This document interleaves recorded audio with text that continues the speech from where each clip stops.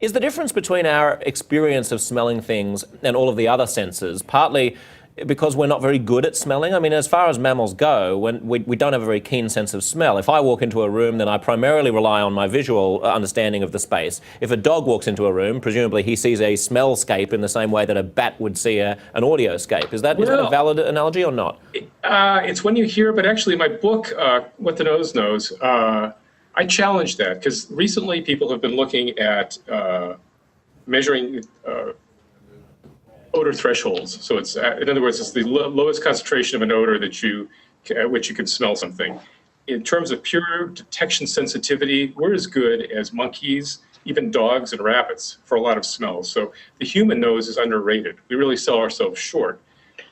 What's different is that a dog is devoting a lot more of its brain to analyzing the smells that come up from its nose, and a lot more of its social life revolves around smells, sniffing other dogs.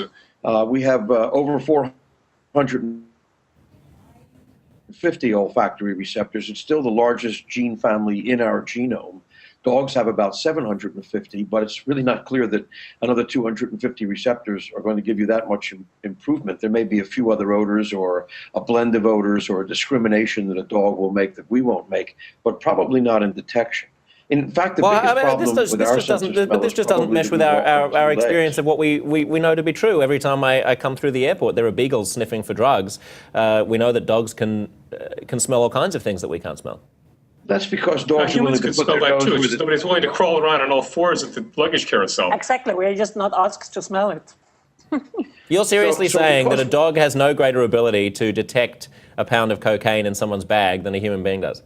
Well, let's put it this way. If dogs had such a great sense of smell, why do they do that greeting thing they do? I mean, wouldn't you be able to do that from like 10 feet away? That doesn't look like a great sense of smell to me. Well, I suppose the closer you get, the better it is. I don't need to get that close to Stuart's butt usually to recognize him. Right. The first time you smell a smell is the essential moment, and that's remain the source of that smell for the rest of your life. Later in life, you just remember that very moment. And I think if you can train to be tolerant to that very moment, go beyond your prejudices somehow, and you will have an amazing life out there, and perceiving your surrounding with all the senses, not only one or two. And it just ain't quality to life, and ain't it gains understanding of your surrounding beyond the look of it, the sound of it.